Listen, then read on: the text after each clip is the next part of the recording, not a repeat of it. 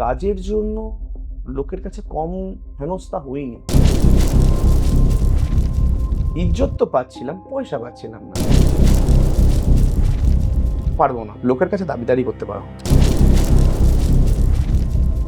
আমি তো লাইফে বাঁচছি কিছু করবার জন্য, মানে লোকেরা আমাকে মনে রাখে, ব্যাস এইটুকু। সম্মান, টাকা পয়সা সবকিছু সিঙ্গার নিয়ে চলে যায়।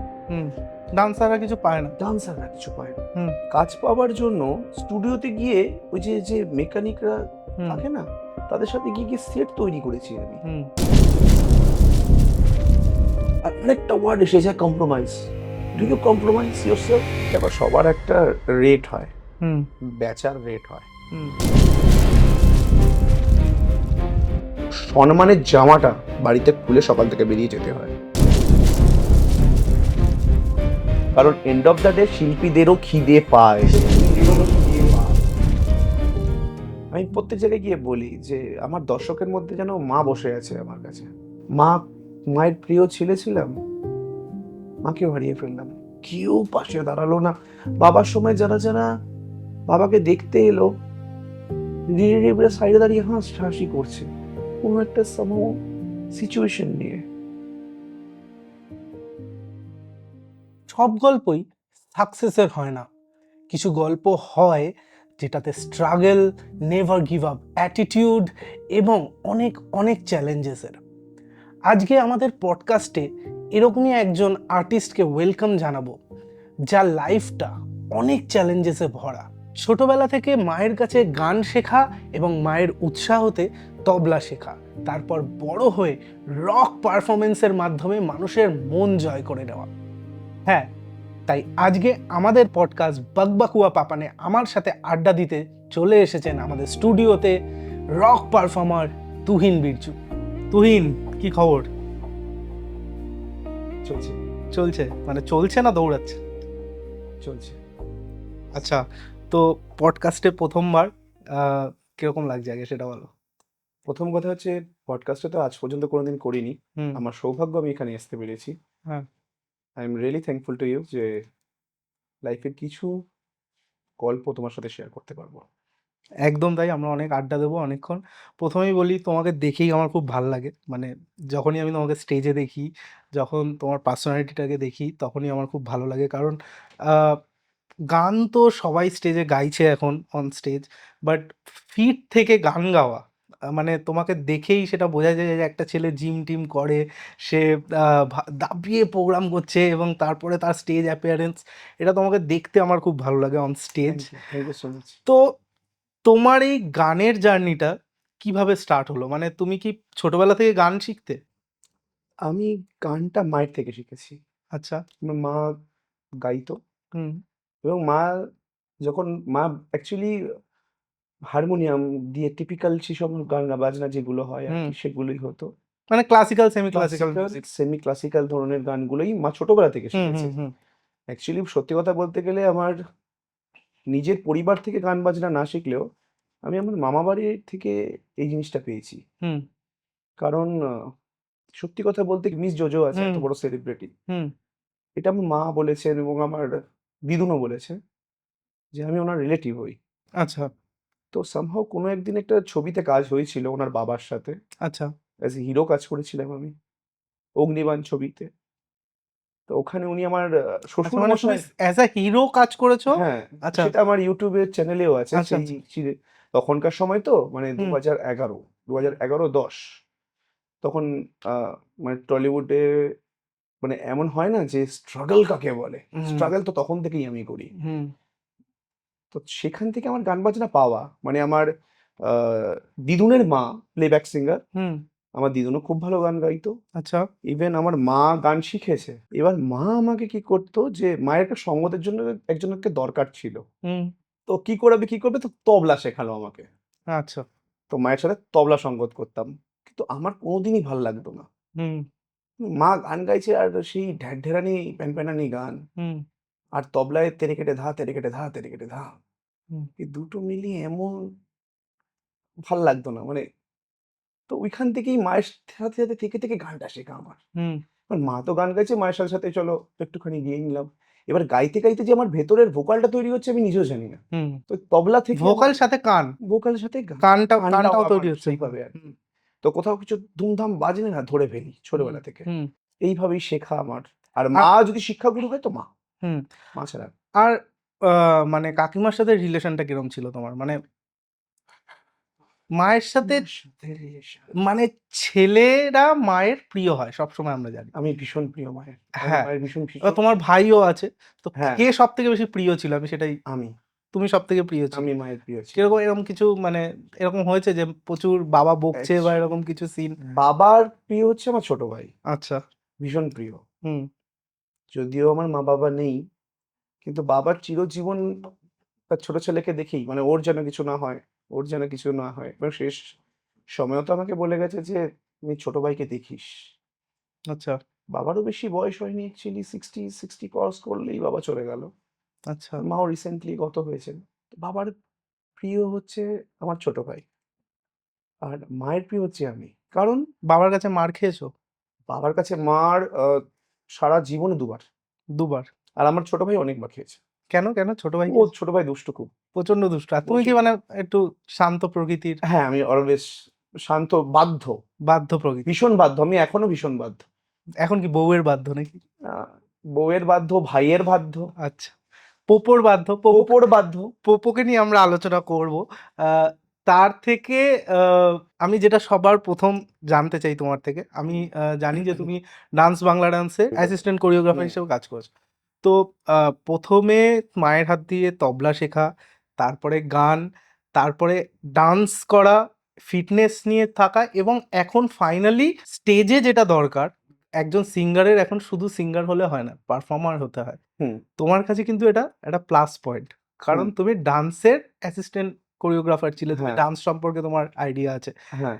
হ্যাঁ, তো সেটা কতটা হেল্প করেছে মানে, এবং ডান্সের অ্যাকচুয়ালি জার্নিটা কিরকম? ফিটনেস ফ্রিক ব্যাপারটা আমার ছোটবেলা থেকে। মানে হুম, যখন আমি মন্টেসরিতে ভর্তি হই, হুম, বিসাইডলি আমাকে সুইমিং এ ভর্তি করা হয়। আমি এত লম্বা চওড়া এর জন্যই আমি।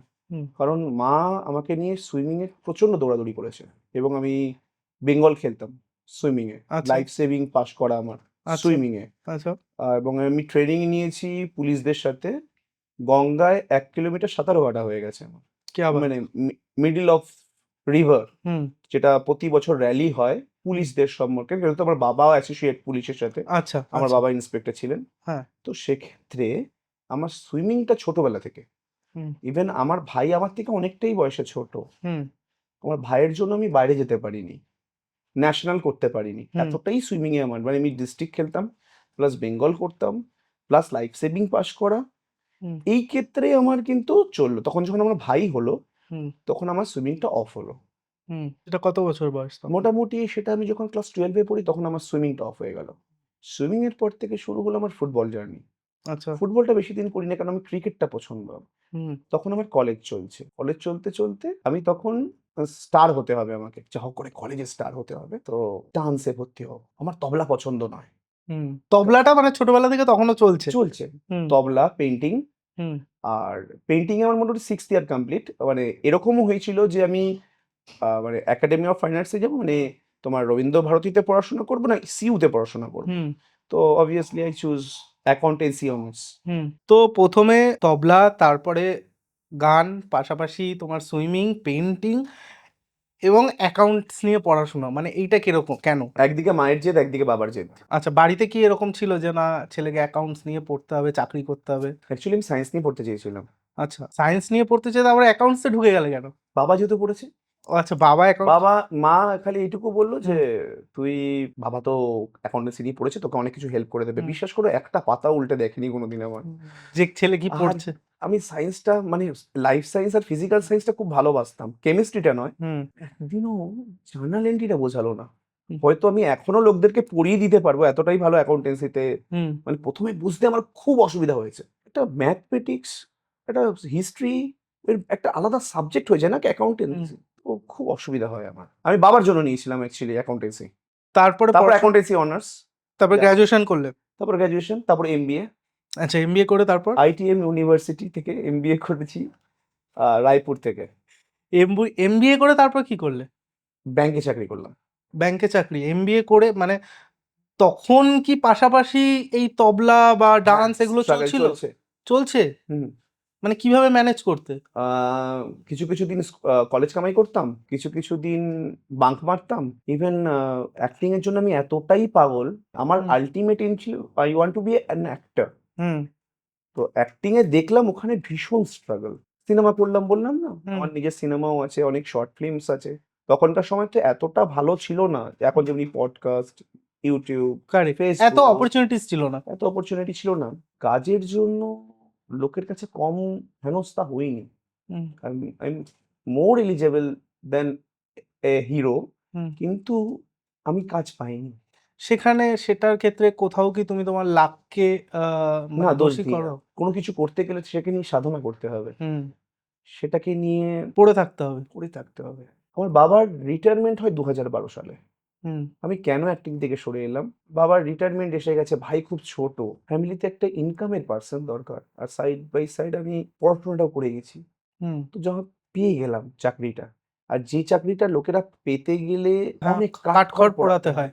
আর সেটা আমার কাছে বড্ড ইজি ছিল। পড়াশোনাটা আমার কাছে ইজি, হুম, ইজি সাবজেক্ট। ইভেন তুমি আমাকে এখনো যদি পড়াশোনা দিয়ে কোনো প্রশ্ন করো হুম, এবং সেটা আমার পরিচয়ও পায়। হুম, আমি যে সমস্ত ভাষার দক্ষতা, এগুলো সব আমার মায়ের থেকে। আমার মায়ের কাছে মানে মা আমাকে পড়িয়েওছে। হুম। ক্লাস 10 অব্দি মা পড়িয়েছে। মানে মাই ছিল তোমার প্রাথমিক এবং সবটাই মা। ন্যাচারাল গুরু। ইভেন আমার গানে আসাতেও আমার মা। হুম, এখন আমার ভাই গাইড করে। হুম। আমার এখানে উপস্থিত যদি ভাই থাকে তো ভাই আমাকে সবথেকে, এখন মায়ের জায়গাটা ভাই এসছে। হুম, আমি তো দেখেছি অন স্টেজ যখন তুমি যাও ভাই পেছনে, পেছনে, পেছনে, সবসময়, পেছনে হ্যাঁ, সবসময় করে। সবসময় মানে গাইড আমার করে। মায়ের জায়গাটা ও পেয়েছে এখন। হুম, আর এই জিনিসটাই মা করতো আমার সাথে। ইভেন আমি যখন গানও গাইতে পারতাম না, চুল কেটে যায়, তাল কেটে যায়, সেই যখন রিহার্সালটা শুরু হলো সেটার সঙ্গে, সঙ্গে মা ছিল আমার সাথে। তোমার অ্যাসিস্ট্যান্ট ডিরেক্টর হিসেবে জার্নিটা ডান্সের কিরকম ছিল? মানে ওই যে তুমি কলেজে হিরো হতে হবে। ব্যাংকে চাকরি করার আগে ছিলে এডি নাকি ব্যাংক চাকরি করার পরে ব্যাংকে চাকরি করার আগে ছিলাম। আগে ছিলে? হুম, তারপরে ওখান থেকে ছেড়ে ব্যাংকে ঢুকেছো। মানে কেনই হ্যাঁ, বা ছেড়ে দিলে? আর আহ, পয়সা পাচ্ছিলাম না। ইজ্জত তো পাচ্ছিলাম, পয়সা পাচ্ছিলাম না। আর বাবা রিটায়ারমেন্টটা সবচেয়ে বড় মানে প্রবলেম। আর ফ্যামিলিতে পেনশন দিয়ে কতক্ষণ চলবে? হুম, তখন মা বলল যে, "আর কিছু করার নেই। তুই আর কতদিন এইভাবে স্ট্রাগল করবি? মানে তোর তো কাজ দিচ্ছে না।" অ্যাসিস্ট্যান্ট ডিরেক্টর হিসেবেও কি স্ট্রাগল করতে হয়েছে তোমাকে? আমি ডান্সটা বরাবরই ভালো। আমি এক্সপ্রেস করতে পারি খুব ভালো। হুম, সেটা এখনো স্টেজে দেখলে বুঝতে পারবে, হুম, নিজেকে এক্সপ্রেস। একদমই তাই। আমি নাচ শিখেছি ক্লাস 12 এর পর থেকে। আমার বন্ধুর দিদির কাছ থেকে নাচ শিখেছি। আচ্ছা। আমি একাডেমিক অ্যাজ সাচ বিশাল কিছু করিনি। হুম, হুম, কিন্তু নাচটা ছিল ভেতরে। যখন আমি ফার্স্ট কম্পিটিশনে পার্টিসিপেট করি আমি প্রাইজ পাই। হুম, ইভেন আমার ডান্সের টিম যখন ছিল, যখন ফার্স্ট পার্টিসিপেট করে ওরা ওয়েস্ট বেঙ্গলের বেস্ট হয়ে দেখিয়ে যায়। হুম, এরকমই ডান্সটা ছিল। আর কলেজে ঠিক উঠতে যাব তখন থেকে আমার শুরু হয় ডান্স শেখা। হুম। তখন ওই কাল মানে ধামাল, কলেজ চলছে পাশাপাশি ওই ডান্স, ডান্সও চলছে। আর সঙ্গে চলছে আমার কম্পিউটার। কম্পিউটারের কাজ হ্যাঁ, শেখাটা। কম্পিউটার শেখা। হুম। কম্পিউটারটা মানে এখনো বলতে পারবো যে ভীষণ ভালোবাসি আমি মানে কম্পিউটার। ট্যালি এবং এইগুলো কি অ্যাকাউন্টস না, এর আমি পাশাপাশি? শুরু করেছিলাম ক্লাস 11 থেকে কম্পিউটারে। হুম, DTP, multimedia, C plus plus, Java, programming, হার্ডওয়্যারিং হুম, এগুলো করা। আর অ্যাকাউন্টেন্সিতে ওই তোমার জাভা হুম। আর সিএফএস এটাও করা। মানে এটা কি শুধু চাকরি পাওয়ার জন্য? এটা চাকরি পাওয়ার জন্য। হুম। এটা চাকরি পাওয়ার জন্য পাশে শিখে রাখলাম, ট্যালি শিখে রাখলাম। কিন্তু জীবনে মাথায় আমার ঢোকেনি ট্যালি। আমি যুব কল্যাণ দপ্তর, এখনো সার্টিফিকেট আছে। যুব আচ্ছা, কল্যাণ দপ্তর থেকে পাস আউট করি আমি। আচ্ছা। তারপরে জব কতদিন করলে? জব ৯ বছর ৯ বছর জব করলে? আরএম হিসেবে। আচ্ছা।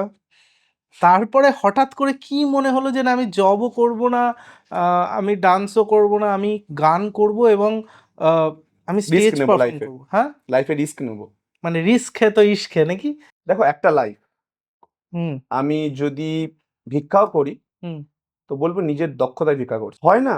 লাইফে কিছু সাংকি লোকেদের পাল্লায় সবসময় আছে। দুনিয়াতে একদম যে ইয়েস ম্যান জিনিসটা সবাই করে না। কিছু, কিছু লোক আছে, হয়তো তুমিও। হুম। পারবো না। লোকের কাছে দাবিদারি করতে পারো না। হ্যাঁ, যেমন আমি তো জব করিনি কোনোদিন। মানে আমি জবের চেষ্টাই করিনি। ওই সকালবেলা ঘুম থেকে উঠে যখন ভেবেছিলাম কলেজটা ছাড়ছি, হুম, চাকরিটা পাচ্ছি, ভেবেছিলাম লাইফে কিছু একটা করেই নেবো। বিএম হয়েও যেতাম, ব্রাঞ্চ ম্যানেজার হয়েও যেতাম আমি। হুম। আমার যেরকম পারফরম্যান্স ছিল, প্যান ইন্ডিয়াতে ৩ বার আমি র‍্যাংক করেছিলাম। অল ওভার আইসিআইসিআই ব্যাংকে, প্যান ইন্ডিয়াতে আচ্ছা। রেকর্ড অ্যাকাউন্ট ওপেনিং ৩ মাস করেছিলাম। অল ওভার প্যান ইন্ডিয়ায় আইসিআইসিআই ব্যাংকে, আচ্ছা। মানে তার জন্য আমি পুরস্কৃতও হয়েছিলাম হুম। আইসিআইসিআই ব্যাংক থেকে, এরকমও সার্টিফিকেটও আছে আমার কাছে, হুম। কোনোটাই মিথ্যে নয়। কিন্তু তো এখন সেগুলোর প্রয়োজনীয়তা কতটা? যদি আমার ছেলে মেয়ে হয় তাকে দেখাবো যে বাবা কিছু করে রেখে দিয়ে গেছে, বাবা কিছু করেছে একাডেমিক। আমি তো লাইফে বাঁচছি কিছু করবার জন্য, হুম। মানে লোকেরা আমাকে মনে রাখে, ব্যাস এইটুকু।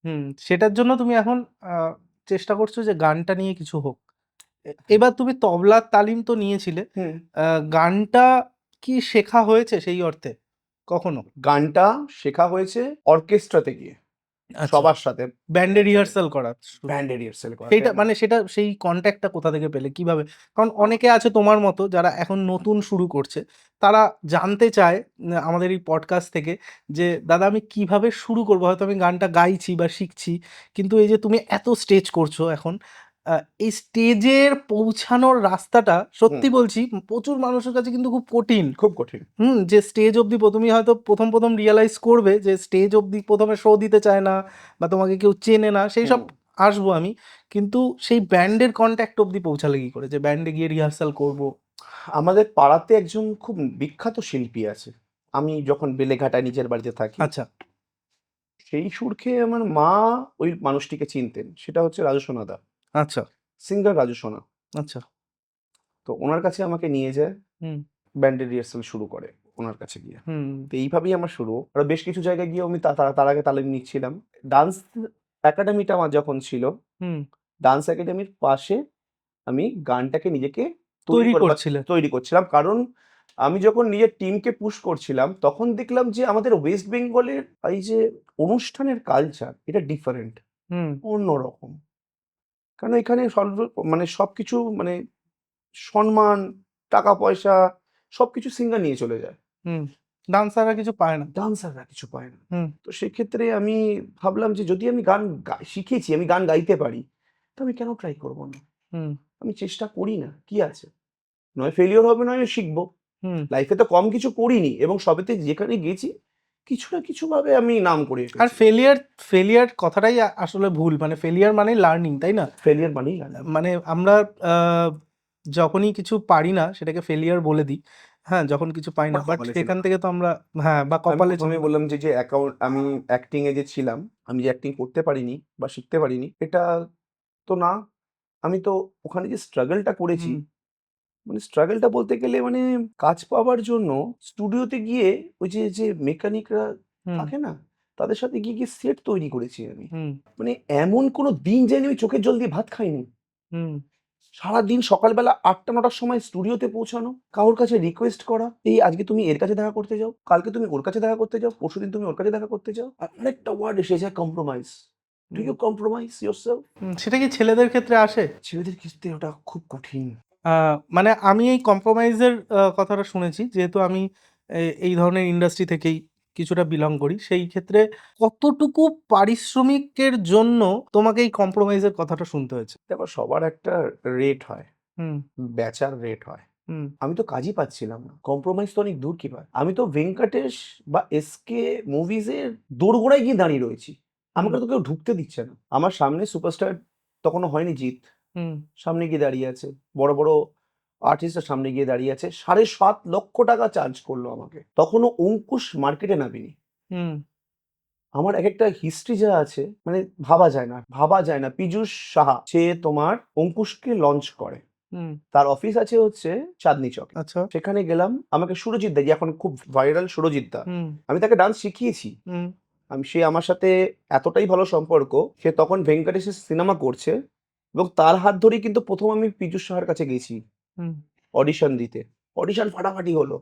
হুম, অ্যাক্টিং কোনোদিন শিখিনি। কিন্তু চলে গেছি তার কাছে অডিশন দিতে। হুম, অঙ্কুশ তখনও লঞ্চ হয়নি। তার জায়গায় ভাবা হচ্ছে আমাকে। হিরোর বন্ধু। কারণ অত পয়সা তো দেবার ক্ষমতা নেই আমার। হুম। মানে হিরো হতে গেলেও টাকা দিতে হবে নাকি? ভীষণ তো। কেন? সবাই তো দেয়। ডান্স নিয়ে তুমি যেটা বললে, যে ডান্সে পয়সা নেই, সেই কারণে তুমি সিঙ্গিং এ শিফট হলে হুম। এবং আমি তোমার সাথে এতক্ষণ কথা বলে যেটুকু বুঝলাম যে তোমার অ্যাক্টিং এর প্যাশনটা এখনো এখনো একদম বেঁচে কুরে, আছে। কুরে খাচ্ছে আরকি। এখনো, বেঁচে আছে, তাই তো? এখনো। তো ডান্সে কেন পয়সা নেই বলে তোমার মনে হয়? কেন তুমি ডান্সটা ছেড়ে সিঙ্গিং এলে? এটারই যে সূত্রপাত অ্যাক্টিং থেকে। হুম, কারণ আমি ভেবেছিলাম যে হিরো যদি হতে হয় তাহলে ফার্স্ট ফাইটিং। আমি কালারি পাইটু শিখেছি, হুম। ইন্ডিয়ান মার্শাল আর্টস করা, ড্রাইভিং, হুম। সুইমিং, অ্যাকশন, সিঙ্গিং সব কটাই তো আমি পারি। হুম।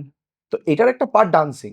হুম। তো এর জন্য আমি গেছিলাম ডান্স তৈরি করতে নিজেকে, ডান্সার মানে মানে ফাটাফাটি ডান্সার, হুম। এমন ডান্স করবে যে ফাটিয়ে দেবে, এরকম টাইপের জন্য আমি ডান্সের জন্য ট্রেনিং নিলাম। প্রথমে করলাম হচ্ছে ওই যে বললাম, প্রথমে কম্পিটিশন করলাম, হুম। কম্পিটিশন করবার পরে আমার একটা ভাইয়ের হাত ধরে আমি যাই মৌমিতা দেবনাথের কাছে, আচ্ছা। যিনি মেন ফার্স্ট সিজনের কোরিওগ্রাফার। হুম। তার কাছে যাই এবং ইন ফিউচারে আস্তে আস্তে আস্তে আস্তে থাকতে থাকতে থাকতে থাকতে অনেক কিছু শিখি আমি ডান্সের। হুম। ইভেন আমি যা ডান্সের যে প্রশিক্ষণ করেছি, মোটামুটি সপ্তাহে 6 দিন সোদপুরে গিয়ে শিখতাম, সপ্তাহে 6 দিন। আর ওইটার যে একাডেমির নাম ছিল ওটা হচ্ছে দীক্ষা ক্রিয়েটিভ স্টুডিও, আচ্ছা। এবং ওখানে আমাদের একটা প্রফেশনাল ট্রুপ ছিল হুম। এবং তাবড়তোড় এক একজন ডান্স করতো, তাবড়তোড়। আমি অ্যাকচুয়ালি শিখেছিলাম হচ্ছে কন্টেম্পোরারি ডান্স, কন্টেম্পোরারি জ্যাজ ব্যালে, এটার ওপর আমি মোটামুটি শিখেছি। আচ্ছা। এর সাথে সাথে আমাকে শিখতে হয়েছিল কত্থক, এর সাথে সাথে শিখতে হয়েছিল আমাকে ভরতনাট্যম, এর সাথে সাথে শিখতে হয়েছিল আমাকে Bollywood free style plus salsa. এটা কি এডি করার জন্য এতগুলো ফর্ম হ্যাঁ, শিখতে হচ্ছে? কারণ শেখাতে হতো তাদেরকে, হুম, যারা শেখাতে। যারা কন্টেস্টেন্ট হয় তাদেরকে ট্রেনিং দেওয়াতে হয়, এবং তারা আসে শিখতে। হুম। তো ওই সত্ত্বেই যখন মৌমিতা দি শেখাতো, তার পাশাপাশি আমি থাকতাম আর কি ওনার সাথে। তারপরে ইটস এ লং তখন স্টোরি। নিজে শোজ করার চেষ্টা করেছো ডান্স নিয়ে? তখন আমি চেষ্টা করেছিলাম, একটা স্বপ্ন দেখেছিলাম, যখন হুম। আমি পড়াশোনা চলছে তখন আমি ডান্সটা বন্ধ হয়ে গেল, অ্যাক্টিং বন্ধ হয়ে গেল, তখন চাকরির ট্রেনিং চলছে আমার, হুম। বন্ধ হয়ে গেল, পুরো ধরে বন্ধ। আর সাইড বাই সাইডে আমি চেষ্টা করছিলাম ছোট্ট একটা একাডেমি খুলবো, হুম। সেটার অনেক স্টোরি। তখন আমার ভাইরা আরো ছোট, আমার যারা আমাকে ভালোবাসে তাদেরকে নিয়ে একটা ছোট্ট একটা একাডেমি করো। একাডেমি খুলেছিলাম, ছোট্ট, আমার হুম। বাড়ির নিচে, নিজের কাকার ঘরে, হুম। নিজের কাকার ঘরে খুলেছিলাম। তো সামহাও আমার কাকারাই ওটা বন্ধ করে দেয়, এত স্টুডেন্ট হয়ে যায় আমার। কাকারা এবং বন্ধ ডান্স, করে দেয় মানে সেটা কি হিংসায়? হ্যাঁ, মানে চায় না, আমি এর জন্যই নিজের বাড়িতে থাকি না, যে হয়তো আমার বাড়ির লোকেরা হয়তো কোনোদিনই আমাকে সেইভাবে স্ট্যাবলিশ হিসাবে যে দেখতে চায় দেখতে না। চায়নি। হুম। ওরা ভাবতেও পারেনি আমি ব্যাংকে চাকরি করতাম, কোনোদিন ওরা এটা ভাবেওনি যে আমি হুম। এত কিছু করেছি। ওরা কোনোদিন এটাকে মানে কি বলবো, সেভাবে দেখতেই পারেনি যে আমি এত কিছু করেছি লাইফে, এত কিছু শিখেছি লাইফে। ওরা জানে আমি খুব মানে তুমি সাধারণ। ফ্যামিলি সাপোর্টটা মা বাবার সাপোর্ট ছাড়া, ভাইয়ের সাপোর্ট ছাড়া বাকি পারিপার্শ্বিক ফ্যামিলির সাপোর্টটা কিচ্ছু পাইনি, পাওনি। আমি কিচ্ছু পাইনি, কিচ্ছু পাইনি। তারপরে তুমি অর্কেস্ট্রাতে গেলে, গান শিখলে, এবং সেখান থেকে শোজ কি সেই ব্যান্ডটাই তোমাকে দিল না প্রথম না না শোজ? না, একদম না, একদম না, তাহলে একদম না। প্রথম শোজ কিভাবে ওই শুরু একাডেমিটা যখন ভেঙে যায়, হুম। ওটা হচ্ছে সিন্স 2014, হুম। তারপর নর্মাল চাকরিতে আমি ফিরে যাই। আর কোনো আমার না ফিটনেসে ছিলাম, হুম। না আমি কোনো কিছুতে ছিলাম। আমি সব ছেড়ে দিই। হুম। সব ছেড়ে দিয়ে শুধু চাকরি করি। হুম। বিশাল মোটা হয়ে গেলাম। চাকরি করতাম আর বাড়ি আসতাম। আচ্ছা, এটা কি সত্যি যে মানে জিম যারা করে, জিম ছেড়ে দিলে, এটা আমাদের মধ্যে আছে যে জিম ছেড়ে দিলে নাকি মোটা হয়ে যায়, হুম। মানে সেটা সেটা কতটা সত্যি? জিম ছেড়ে দিলে মোটা হয়ে যায়, এটা একটা মিথ। হুম। জিমে গিয়ে বডি হয় না। হুম। বডি হয় তোমার বাড়িতে বসেই। জিমে তুমি কতটুকু যাচ্ছ? ১ ঘন্টা? হুম। ১.৫ ঘন্টা? চলো ২ ঘন্টা। ততক্ষণ তো জিম করার কোনো প্রশ্ন ওঠে না।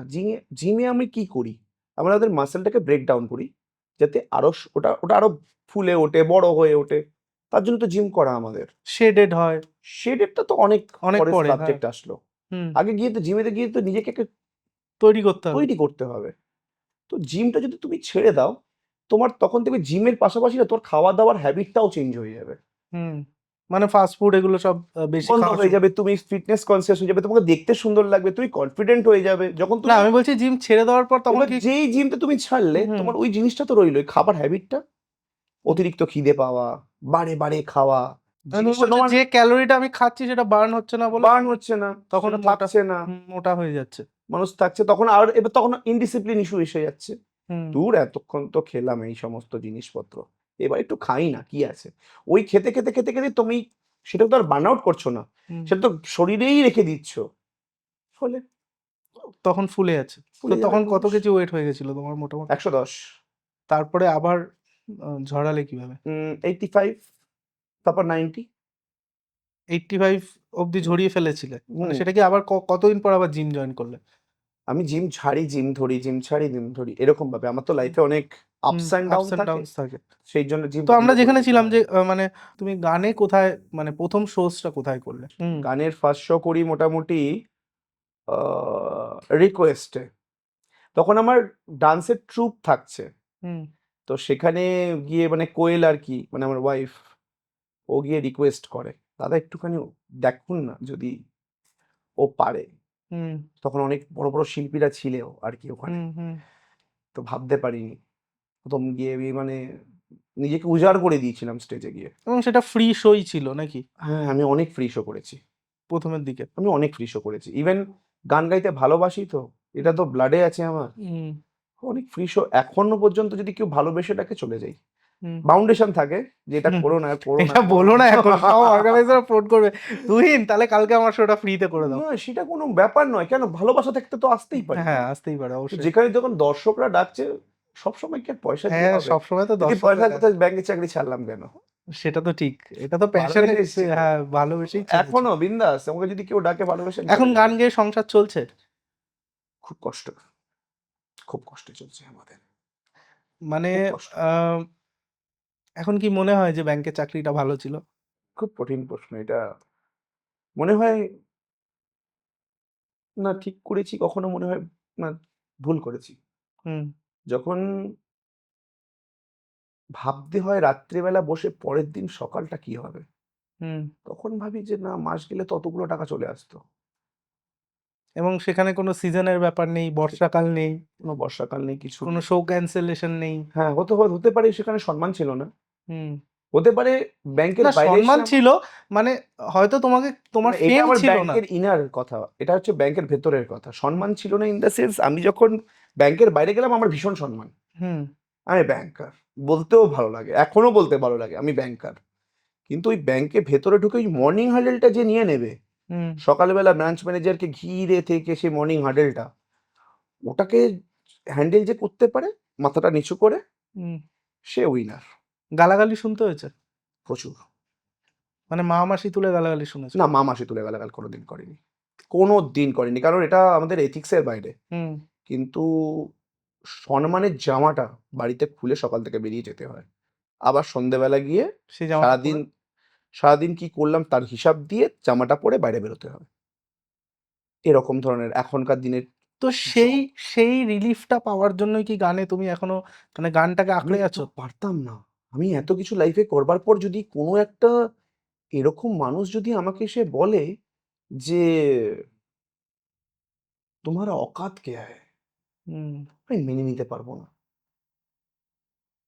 আমি কম পারফর্ম তো করিনি। আমি ব্যাংকে বলো, ফিল্ডে বলো, লাইফে বলো, পারফর্ম তো কম করিনি। মানে খুন পাসিনা কম বাহাইনি আমি। হুম কোথায়, কোথায় না গিয়ে অ্যাকাউন্ট আমি বেচেছি সে তো আমিই জানি। প্রতিদিন সকালবেলা যেতাম অফিসে ব্যাগ নিয়ে, মর্নিং হাডেলের পরে তার মানে টার্গেট বলে দিয়ে বেরিয়ে যাওয়া। আর কিছু, কিছু দিন ব্যাংকের ইন হাউসেরও অনেক কাজ থাকে। হুম নামেই ইন হাউসের কাজ।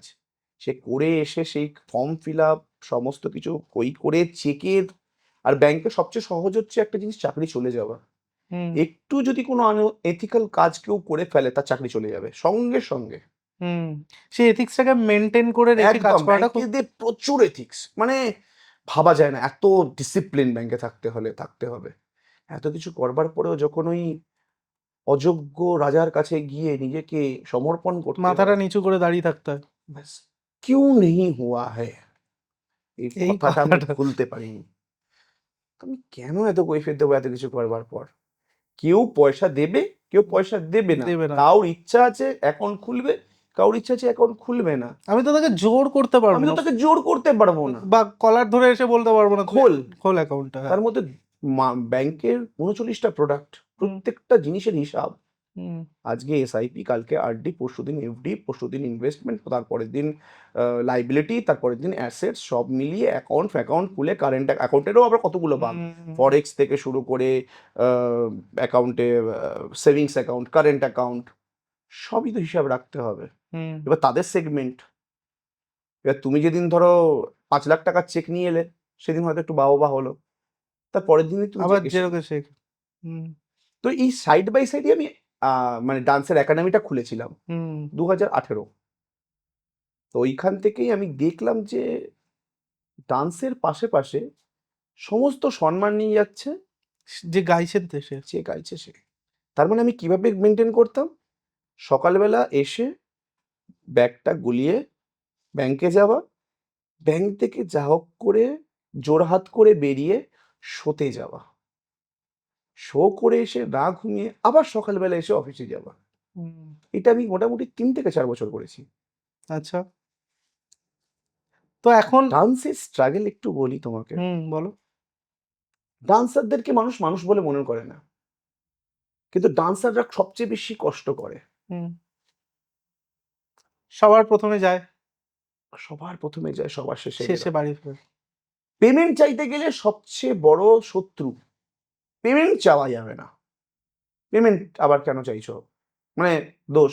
কিছু ভালো মানুষ আছে, কিছু অর্গানাইজার আছে, ঢোকার সঙ্গে সঙ্গে পেমেন্ট দিয়ে দেয়, কি খাবে, জল, কি তোমার কোনো অসুবিধা হচ্ছে না তো। আবার কিছু কিছু অর্গানাইজার মানে মানুষ বলে মনে করে না, মুড়িও জিজ্ঞেস করে না যে মুড়ি খাবে কেন, চপ কিছু সেটাও জিজ্ঞেস করে না। সেটাও জিজ্ঞেস করে না। হুম, এবার আমি বসে থাকতাম, ব্যাংকে চাকরি করে এসেছি ভাই, অতটাও ইজি নয়। একটা হুম, একটা সিঙ্গার থেকে মাচ এলিজেবল আমি, মাচ হুম, কোয়ালিফাইড, ও যা পারে তার থেকে বেশি পারি। কিন্তু অর্গানাইজারদের কিছু কিছু অর্গানাইজার কিন্তু বেশি পড়ালেখা তারা জানে না, তারা জানি। শেখেনি। হুম, তাদের কাছেও পর্যন্ত চোখের জল বের করে দিয়েছে আমাকে, হুম, তারাও চোখের জল বের করে দিয়েছে আমার। তো আমি দেখলাম যে ইস সাবাস, 1 ঘন্টা করে গাইছে আর এত এত টাকা নিয়ে যাচ্ছে, আর আমার ছেলে মেয়েগুলো কিছু টাকা পাচ্ছে না। আর আমার পার্সেন্টেজ ছিল 1500 টাকা করে পেমেন্ট। যদি 1500 টাকা করে পেমেন্ট হয়, ওখান থেকে 300 টাকা আমার মার্জিন। হুম, তখন গাড়ি নেই আমার কাছে, তখন আমার কাছে গাড়ি নেই। রাস্তার মাঝখানে শীত, মানে ঠান্ডা, কাঁপছি আমি। আমার স্টুডেন্টরা আমাকে খুব ভালোবাসতো, হুম, রাস্তার মাঝখানে বসিয়ে দিয়ে চলে যাচ্ছে। কখনো মেয়েদের সাথে, মানে আমার স্টুডেন্ট, কখনো মেয়েদের সাথে, কখনো ছেলেদের সাথে, কখনো ছেলে মেয়েদের সাথে। মেদিনীপুরের এমন কোনো গলি নেই যেখানে আমি বসিনি, যেখানে আমি বসে রাত কাটাইনি। হুম। মেদিনীপুরের এমন কোনো গলি নেই, এমন কোনো অর্গানাইজার নেই যে দেখেনি তুহিন দত্তের স্ট্রাগল। আর পেমেন্ট, ওই কটা পেমেন্ট সবাই নিয়ে, তাই সবাই খুশি। এখনো তো সেইভাবেই চলছে। এখনো সেভাবেই চলছে। হুম, আমি প্রথম দিন থেকেও ডান্সারদের পাশে যেমনি ভাবে ছিলাম। দেখো অ্যাকচুয়ালি ডান্সার নয়, অ্যাকচুয়ালি সে মানুষ আর হুম, মনুষ্যত্ব আর বিবেক, হুম, এটা নিয়েই লড়াই। আমি ডান্সারদেরকে ফেভার করি বলে I am not a dancer. হুম, আমি তো ডান্সার নই, আমি তো অনেক কিছু করে এসেছি। তাহলে আই এম এ পেন্টার, হুম, তাহলে I M A musician, I M a singer, তাহলে অনেক কিছু তো বলতে পারি। ডান্সের যে ছেলে মেয়েরা আছে, তারা ওই নিয়েই খুশি হতে হবে তাদেরকে, কারণ কিছু করার নেই। আজকে যদি একটা সারেগামাপার সিঙ্গার বেরোয়, তার পেমেন্ট দাঁড়াচ্ছে 15,000 20,000, 15,000 না, 1 লাখের উপরে। প্রথম বছর তো 1 লাখের হোয়াট উপরে। এভার। হুম, কারণ সবই তো ফিক্সিং। হুম, আমার এটা বলতে লজ্জা করে না, হুম, কারণ সবই ফিক্সিং। অনেকে বলে বলতে না, আমি ওপেনলি বললাম, হুম, কেন যারা জানে তারা বোঝে। হুম। ইভেন এখানে হয়তো এখন তো পিচ কারেকশন করেই টেলিকাস্ট করা হয়। সবকিছু হয়। হুম, ইভেন জাজদেরকেও জাজের মন্তব্য করতে দেওয়া করতে হয় না। দেওয়া হয় না। টেকনিক্যাল টিম ডিসাইড করে যে জাজেস। ইভেন আমাকে যদি কেউ কোনোদিন সারেগামাপা বা কোনো জায়গায় বড় কোনো মঞ্চে যাওয়ার জন্য বলা হয়, তার জন্য পেছনের ব্যাক পকেটটা যেন স্ট্রং থাকে, সেরকম ভাবে হিসাব রাখতে হবে আমাকে।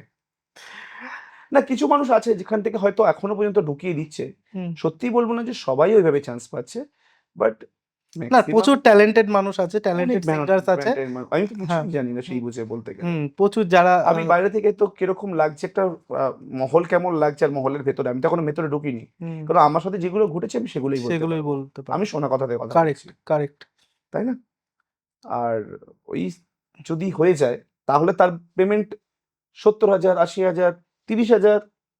কিন্তু যদি একটা ডান্সার বেরোয়, আজকে dance, India dance, dance, Bangla dance, তেমনি ভাবে তো ওর পাশাপাশি গানেরও আছে। তো তাদের পেমেন্টটা বাড়ে না কেন? আজকে ডিবিডি থেকে যখন ডিবিডিও অনেক হিট ছিল, যখন আমার সময় ছিল সেম চ্যানেল, সেম চ্যানেল, অনেক বেশি। এখন জিনিসটা নষ্ট হয়ে গেছে। কি করে হবে? টিআরপি চাই তো, সবারই তো টিআরপির পেছনে দৌড়ানো। তাদের পেমেন্ট কিন্তু বাড়ে না। তো এই জন্যই আমার একটু আক্ষেপ রয়ে গেল যে ডান্সারদের, ওয়েস্ট বেঙ্গলে দাঁড়িয়ে মনে হয় ডান্সারদের ফিউচারটা খুব খারাপ। খুব খারাপ কেউ যদি ভাবে আমি লাইফে ভালো ডান্স করি, আজকে রবীন্দ্র ভারতী থেকে তো অনেকে ডান্স নিয়েও পড়ছে। পড়ছে। হ্যাঁ, কারেক্ট। ইভেন আমি অনেকের থেকে শিখেছি যারা রবীন্দ্র ভারতী থেকে পাস আউট। ভাবা যায়, ভরতনাট্যম থেকে পাস আউট, কত্থক থেকে পাস আউট, তোমার রবীন্দ্রনৃত্য থেকে পাস আউট। তো তারা যখন বলে আমার লাইফে কিছু হলো না, তাহলে আর কি নিয়ে হবে? চাকরি তো নেই। যারা শিল্পী করবে, যারা শিল্পত্ব বেঁচে খাবে, তাদেরও রাস্তা তো নেই। তাহলে কি হলো ওয়েস্ট বেঙ্গলের রাস্তাটা? এখন তোমার কাছে তুমি যে সিচুয়েশনে দাঁড়িয়ে আছো সেখানে কোনটা বেশি ইম্পর্টেন্ট, ফেম না টাকা? ফেম না টাকা? ফেম। কেন? মানে ফেম এলেই কি টাকা চলে আসবে সেই ক্ষেত্রে? নাম যদি বড় না হয় তাহলে কোনো লাভ নেই। নামটা বড় হতে হবে, টাকা এমনি চলে আসবে পেছন পেছন। কিন্তু নামটা করা কি সহজ? লোকেরা বলে হ্যাঁ, নামের পেছনে দৌড়াও, নামের পেছনে দৌড়াও। আমাদের মতো কত লোক তো ঘুরে বেড়াচ্ছে রাস্তায় রাস্তায়, যারা সুন্দর, সত্যি ভালো গান গাইতে পারে। তারা কোথায়? সবার প্রথম কত টাকা পারিশ্রমিক পেলে যখন সবার প্রথম গান গাইলে? মানে আমি বলছি ফ্রি শো গুলো বাদ দিয়ে, তারপরে যখন 500 টাকা। 500 টাকা, মানে সেটা কোথায় ছিল অনুষ্ঠান, মনে আছে? হাওড়ার দিকে। হাওড়ার দিকে। খুব খুশি হয়েছিলাম। আর মানে সেটা কি ব্যান্ডের গাড়িতে পাশাপাশি গেছিলে? আমি এত টাকা মাইনে পাই, তাতে অত খুশি নেই। অ্যাকাউন্টে ক্রেডিট হয়ে গেল, ও আচ্ছা ইএমআই তে চলে যাবে। কিন্তু ওই 500 টাকাটা আমার জন্য অনেক।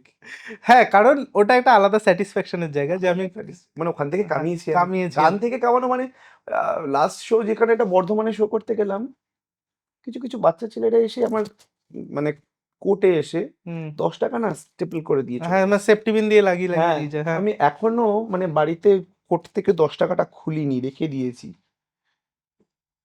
মানে ওইটা এতটাই এতটাই ভালোবাসা। আর এসে প্রণাম করে, আমি ভাবলাম আমি কি? আমি তো কিছুই না। গান নিয়ে কিরকম স্ট্রাগল করছো? প্রচুর।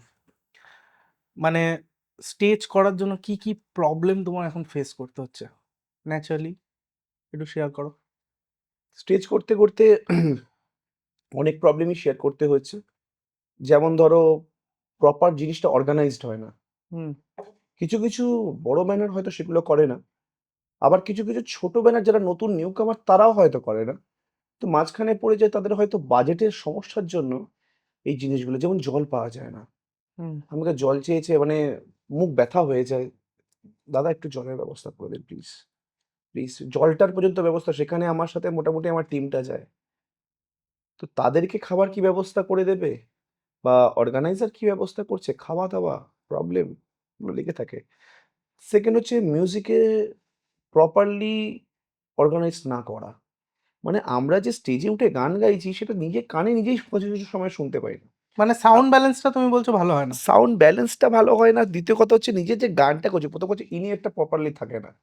কিছু কিছু জায়গায় ইনিয়ার থাকে, কিছু কিছু জায়গায় ইনিয়ার থাকে না, আবার সেটা প্রপারলি ব্যালেন্সড নয়। ঠিকঠাক কানে আওয়াজ আসে না। মানে আমি যে কথাটা এখানে বলছি সেটা তো কানে আসাটা দরকার, তবে তাই বুঝবো যে আমি কত সুন্দরভাবে বলছি। কারেক্ট। তো সেটাই যদি না পাই, তো টেক রাইডার দাও না?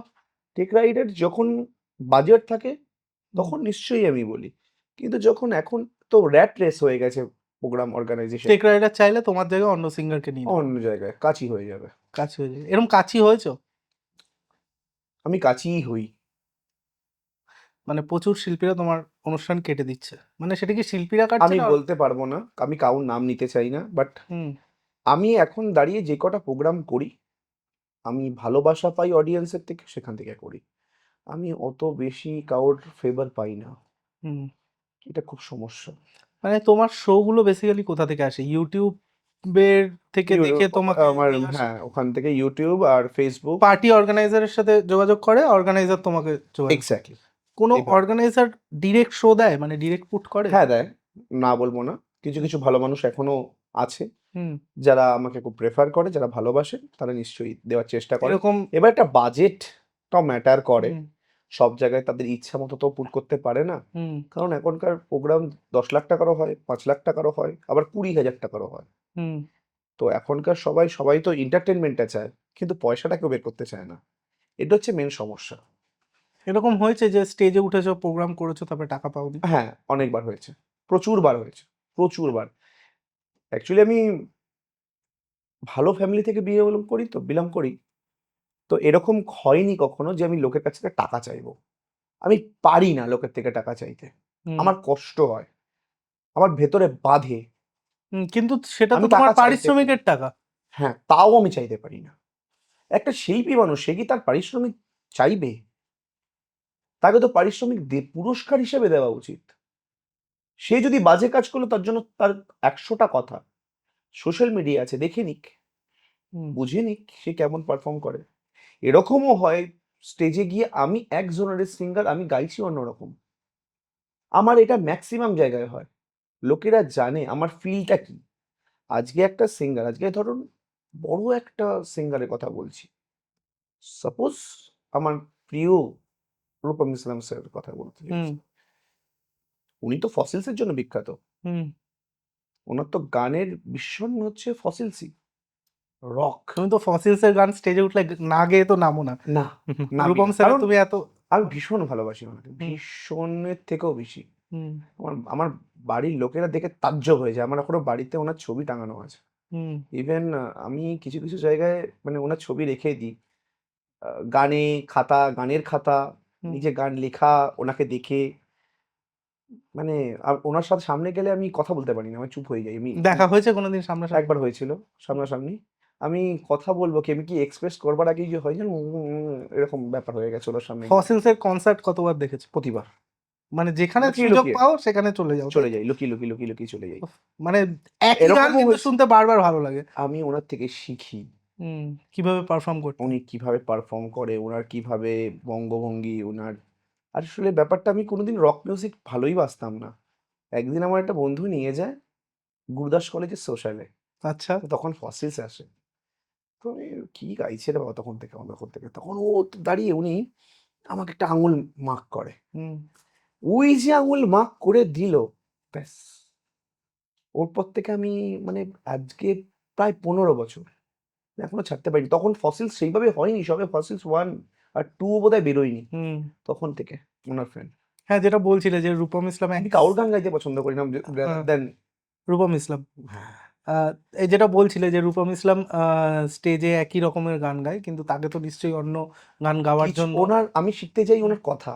না, আমি বলছি যে যেটা বলছিলে তুমি যে হুম। রূপম ইসলাম স্যারকে আনে মানুষ তার গানই শোনার জন্য, তাকে নিশ্চয়ই অন্য গান গাওয়ায় না। না, সেটাই কিন্তু বলছিলে তুমি। আমার জিনিসটা অন্য হয়। হুম, আমাকে যদি কেউ জানে তার জানে আমি রকিং পারফরম্যান্স করি। হুম, হ্যাঁ, এইটা আলাদা ব্যাপার যে আমি মেলোডি সেকশনটা শিখে এসেছি। হুম, এটা আলাদা ব্যাপার যে আমি পপ সেকশনটাও শিখে হুম, এসেছি।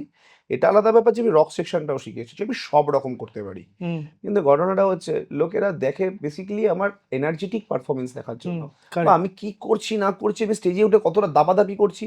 এবং যারা আমাকে চেনেও না তারাই বলে, এই যে বড় ছেলেটা, এই যে বড় চুলওয়ালা ছেলেটা এই স্টেজে উঠে না খুব পাগলামি করে। হুম। এর পাগলামি দেখতে লোকেরা খুব যায়। মানে এখন আমার দাঁড়িয়ে পরিচয় এটাই। যে আমি তাদের হ্যাপি, আমি ভীষণ ভালোবাসি সেটা কারণ করে। তার তোমার পারফরমেন্সকেই তাহলে মানে আলটিমেটলি ভালোবাসছে। হ্যাঁ, হুম, এবং লোকেরা যে ওই যে উল্লাস, আমার প্রোগ্রাম তখন থেকেই হাইলাইট হয় যখন লোকেরা আমার গান গাইবে। হুম। যতক্ষণ না লোকেরা আমার গান গাইছে ততক্ষণ পর্যন্ত আমি ভাবি প্রোগ্রাম হিট হচ্ছে না। মানে তোমার সাথে গাইবে। আমার সাথে অডিয়েন্সকে গাইতে হবে। আর এটা আমি শিখেছি। হুম, যখন বড় কনসার্ট হয় বা কোনো বড় জায়গায় কোনো সিঙ্গারকে দেখি, আমি দেখি তারা গায় না, দর্শক গায়।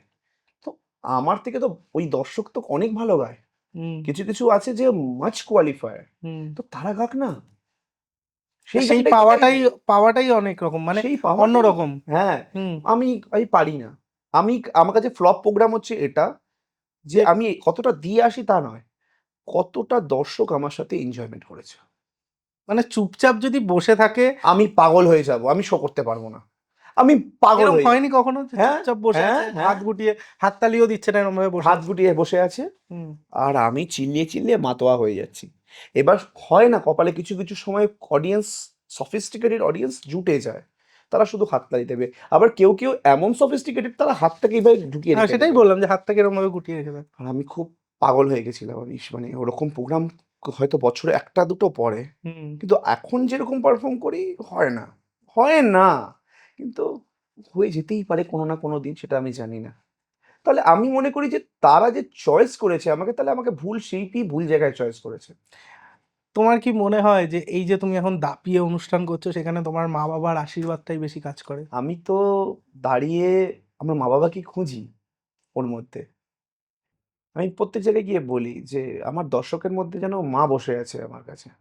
আমার মা তো আমার সাথেই থাকে। অ্যাকচুয়ালি আমার ভাই আমার সাথেই থাকে। কিছু ভুল হলেও চলে আসে। কিছু ভুল হলেই তো চলে আসে। আর আমি ওকে যখন দেখতে পাই না স্টেজে, আমি পাগল হয়ে যাই। হুম। মানে সবসময় হয় না, কারণ কোয়েলেরও শো থাকে। সবসময় হয়তো আমার সাথে থাকতে পারে না। বাট ও না থাকলে মাঝে, মাঝে খুব সমস্যা হয় আমার। কাকু কাকিমার এবং চলে ইভেন যাওয়াটা। ইভেন আরেকটা কথা বলি, হুম। আমার সাথে স্টেজে ঝগড়াও লেগে যায়। আমি না ভাইয়ের সাথে? একরকম, হ্যাঁ, স্টেজে দাঁড়িয়ে ঝগড়া লেগে যায়। আ ও এই গানটা গাইতে বলবে আর আমি ওই গানটা গাইব না। এবার কে ঠিক? ও ঠিক না আমি ঠিক? যদি ক্রাউড চিয়ার করল তাহলে হুম। ও জিতলো। হুম। আর যদি ক্রাউড না চিয়ার করল তাহলে আমি রাখলাম, তার পরের গানটা আমার। আচ্ছা। এরকম হয় আরকি। তার পরের গানটা আমার। এবার যদি আমিও ফ্লপ খেয়ে গেলাম, মানে এরকম চলতে থাকে। আচ্ছা ক্রাউড উঠলো, উঠলো, উঠলো। আস্তে, আস্তে পারদটা বাড়তে থাকে। কাকু কাকিমা মিস করো স্টেজে উঠে? এবং মানে আমি জানতে চাই যে যখন কাকু কাকিমা চলে গেলেন সেই জায়গাটাকে কিভাবে ওভারকাম করলে? কারণ ওটা প্রত্যেকের মানুষের ওভারকাম করা এইরকম যায়। দিনটা আসেই। এত তাড়াতাড়ি এসে যাবে। হুম। এত তাড়াতাড়ি এসে যাবে কোনোদিন ভাবিনি আমি। আমি তো ভালো চাকরি করতাম। চাকরি ছেড়ে দিলাম একাডেমির সূত্রে। এত শোয়ের চাপে একাডেমি বন্ধ হয়ে গেল। হুম। অনলি আমার কাছে শো পারপাস রয়েছে। আর আমার শ্বশুরমশাই আমাকে দেখে বিয়ে দিয়ে দিল। কারণ আমার মা-বাবার একটা বড় সাপোর্ট ছিল। আমার বিয়ের ১০ দিনের মাথায় আমার বাবা মারা যায়। সবে ১ম শোতে গেছি আমার টিমকে নিয়ে। তখনও আমি অ্যাজ এন সিঙ্গার দাঁড়াতে পারিনি। খুব বেশি হলে ৳২,০০০-৩,০০০ পাই শো করলে। আর ওই মুহূর্তে দাঁড়িয়ে আমার ডান্সের ট্রুপটাই মেইন। চাকরি নেই। যেটুকু চাকরি ছিল, যেটুকু পয়সা জমিয়েছিলাম, সেটুকু বিয়েতে চলে গেল। বউ ভাতে চলে গেল। আস্তে, আস্তে তৈরি হতাম। বাবা-মা চলে যেত, আমি আমার ফ্ল্যাটে থাকতাম। ১০ দিনের মাথায় বাবা মারা যায়। এবং হেভি ফিন্যান্সিয়াল ক্রাইসিস এর মধ্যে দিয়ে আমি গেছি। হুম, হেভি, কারণ ছাদ চলে গেছে। মানে আমি ভাবতে পারি না তখন মা, ভাই আর আমার বউ আর আমি। আমি কি করে সংসার চালাবো? আমি তো কোনোদিন হতেই পারিনি। আমি তো কোনোদিন রেসপন্সিবল ছেলেই ছিলাম না। হুম। আমি তো পালিয়ে যাওয়া ছেলে। মানে কোনো দায়িত্ব না নিয়ে পালিয়ে যাওয়া ছেলে আমি। আমি তো হিরো। আমি তো হিরো। কিন্তু হিরোরা কি পালিয়ে যায়? সিনেমার হিরো। রিয়াল লাইফ হিরো তো এখন হয়েছি। এখন সেটা বুঝতে শিখেছি যে হিরো কাকে বলে। হুম। পালায় না তারা। তারা রুখে দাঁড়ায়। কিন্তু তখন একটা ছেলে সবে, সবে বিয়ে করেছে, সে কি বোঝে রেসপন্সিবিলিটি? কত বয়স আমার? মাকে হারিয়ে ফেললাম তার ১ বছরের মধ্যে। ১ বছরের মধ্যে বাবা-মা দুজনকেই। দুজনকে হারিয়ে ফেললাম। মা, মায়ের প্রিয় ছেলে ছিলাম, মাকেও হারিয়ে ফেললাম। কেউ পাশে দাঁড়ালো না। বাবার সময় যারা, যারা বাবাকে দেখতে এলো, রিলেটিভরা সাইডে দাঁড়িয়ে হাসাহাসি করছে। কোনো একটা somehow সিচুয়েশন নিয়ে। আমি বাবাকে যখন তুলছি না, বাড়ি থেকে নামাচ্ছি হাতে করে, আমি তখনও বিলিভ করতে পারিনি বাবা, বাবা চলে গেছে। আমি তখনও বিলিভ করতে পারিনি। আমার মাও বিলিভ করতে পারেনি। মনে হচ্ছে যেন ছোট, ছোটবেলায় খেলা হতো না? বাবা মরে গেছে, গুলি করে দিলাম, বাবা মরে গেল। জিভ বার করে শুয়ে পড়ল। আমি না তখনো পর্যন্ত ওই ঘোরেই ছিলাম। হুম। বাবা, শ্মশান ঘাটে বাবাকে নিয়ে গেছি, তখনও বিলিভ করতে পারিনি। মনে হচ্ছিল এই উঠবে, এই উঠবে। চোখ দিয়ে জল তখনও বেরোচ্ছে না আমার। হুম। কারণ আমি তো তখন শকিং। আমি বিয়ে থেকে দাঁড়ানো, আমার পকেটে পয়সা নেই। তারপরে কাকিমা চলে গেলেন ১ রোজ বছরের কাঁদতো, মধ্যে। রোজ কাঁদতো মা, রোজ কাঁদতো বাবার জন্য। এত ভালোবাসা আমার মা আমার বাবাকে এত ভালোবেসেছে, আমি এরকম ভালোবাসা দেখিনি। সারাটা জীবন আমার মা স্ট্রাগলই করে গেল। না গান নিয়ে প্লেসমেন্ট করতে পারল, না নার্সিং নিয়ে। না বাবা চাকরি করতে দিল, আমার দাদুর সাথে ঝগড়া করে বাবাকে বিয়ে করলো খুব কম বয়সে। মানে মা সারা জীবন স্ট্রাগল করে গেল। শুধু স্বপ্নটা আমার মধ্যেই দেখতে পেয়েছিল যে তুই একদিন কিছু একটা করে দেখাবি। আর আমার এইটাই লক্ষ্য। আমি যদি শেষ দিন মরি, আমি আমার মায়ের নাম রেখে দিয়ে যাব এবং প্রত্যেকটা মঞ্চে যখন আমি উঠি, আমি আমার মা এবং বাবার নাম তুলবো। হুম এটা আমি বেচে খাই না, এটা আমার ইমোশন, এটা আমার বাঁচার জরিয়া। আমার বাবা-মা, আমার বাঁচার লক্ষ্য। ওই যে মা চলে গেল হঠাৎ করে, সারাদিন ধরে যে একটা মানুষ খাচ্ছে না, কেঁদে, কেঁদে ওই যে হয় না সিনেমাতে হুম দেখায়? হুম হুম আমি জানি না কোন সিনেমা দেখেছিল আমার মা। কিন্তু সারা জীবন পর্যন্ত কি বাবাকে ভালোবেসেই এত ভালোবাসা, এত ভালোবাসা যে নিজেকে না দেখা সবাইকে ভালোবেসেছিল আমার মা। তো মায়ের পাশে কেউ দাঁড়ায়নি। যাদেরকে ভালোবেসেছিল তারা উল্টোপাল্টা কথা আর তাদের নামে নিন্দা চর্চা ছাড়া কিছু করেনি আমার মায়ের নামে। আসলে আমার মনে হয় যে শিল্পী ছিলেন তো, কারণ একজন শিল্পী ভালোবাসা না থাকলে জন্মায় না, তাই না? তাই তো। আর ভালোবাসা থাকবে, কারণ প্রেম একটা পার্ট। শিল্পী যেভাবে চলে সেই সেম সরল রেখাতে ভালোবাসা এবং প্রেমও চলে, তাই তো? আহ, তারপরে তোমরা দুই ভাই এবং আরেক ভাই তোমাদের রয়েছে, যাকে আমরা সবসময় দেখি স্টেজে। স্টেজে, সে ভাইরাল ভাই, পোপো। হুম। পোপোর স্টোরিটা কি মানে? ছোটবেলায় আমার একটা বিড়াল ছানা ছিল। হুম মুন্নি নাম ছিল। হুম খুব ভালোবাসতাম আমি আর মা মিলে। এবার আমার ঠাকুমা না সহ্য করতে পারতো না, আমার বাবা দেখতো না। ওই দেখতো, মরে গেল বাচ্চা, বাচ্চা বিড়ালটা। তারপর থেকে প্রতিজ্ঞা করলাম, এত কান্না কেঁদেছিলাম আমি মোটামুটি ১৫ দিন কেঁদেছিলাম। হুম আর আমার মা ৭ থেকে ৮ দিন হুম ওই বাচ্চা বিড়ালটাকে নিয়ে। তারপর আমার ভাই হলো। ওই বিড়ালটার সূত্রেই কিন্তু আমার ভাই আসা। হুম মাকে রিকোয়েস্ট করছি, "মা প্লিজ।" বিশ্বাস করো সত্যি কথা বলছি, মিথ্যে কথা বলছি না। আমার একটা ভাই চাই নাকি? আমার একটা ভাই চাই। আমি তার সাথে খেলবো, হুম তার সাথে ঘুরবো, ফিরবো। আমি তাকে নিয়েই কাটাবো সারাটা জীবন। হুম বা প্লিজ এবার কিছু করো না। আমার ভাইকে ফিরিয়ে আনো, আমার ভাইকে চাই। তো যথারীতি ভাই হয়ে গেল। এবার ভাই গিয়ে যে এই কলাপ মানে এই কীর্তিটা করবে জানি না। এবারে একদিন আ গেছে ঘুরতে, ঘুরতে হঠাৎ করে কুকুর কিনে নিয়ে চলে এসছে। হুম মানে আমার তো সেই কষ্টটা ছিল যে বিড়ালটা মরে যাবার। হুম। মানে পশু প্রেমটা তো ছোটবেলা থেকেই। হুম। হুম তারপর মায়ের হাতে তুলে দিল ভাই। হুম। এবার মা দেখি যথারীতি বাচ্চা মানুষ করছে। সারাদিন। ওর মায়ের কাছেই ছিল, মায়ের খুব প্রিয়। তারপর হচ্ছে আমি। মানে আমার পোপো আমাকে এতটাই ভালোবাসে। আমার ভাইকেও ভালোবাসে। অ্যাকচুয়ালি ও হচ্ছে অনেকগুলো ওনার লাভার আমার পোপো। আচ্ছা। ফার্স্ট অফ অল হচ্ছে আমার ভাইয়ের কাছে হাতে খাবে হুম। আর আমার হাত নিয়ে খেলবে। এটা আচ্ছা। হচ্ছে দুটো কাজ। তো মা চলে যাওয়ার পর থেকে তো রাখার লোক নেই। তো এইজন্য প্রতিটা মঞ্চে আমার সাথে ঘোরে। প্রত্যেকটা মঞ্চে। কারণ হ্যাঁ, যদি হেভি দূরে হয়ে যায় যেমন আসাম, হুম হায়দ্রাবাদ, হুম হুম। বাইরে, বাইরে শো গুলোতে ট্রেনে নিয়ে যাওয়া পসিবল না বা ট্রেনে, ফ্লাইটে কোনোটাতেই পসিবল না। মোটামুটি হুম পসিবল না। তখন কাউকে না কাউকে কাছে রেখে আসতে হয় হুম খুব কষ্ট করে এবং সবসময় ফোন করি, ভিডিও কল করি, ও ঠিক আছে কিনা, ও ঠিক আছে কিনা। হুম। কারণ ওইটা তো কাজ করে না। আমাকে হুম দেখে আমার খারাপ লাগে বলতে, লোকের কাছে এটা এখন প্যাশন হয়ে গেছে যে স্টেজে নিয়ে এখন কুকুর উঠবে। হুম। কিন্তু আমি এটা কোনো ভাইরাল হওয়ার জন্য করনি। ভাইরাল হবার জন্য করিনি। কারেক্ট।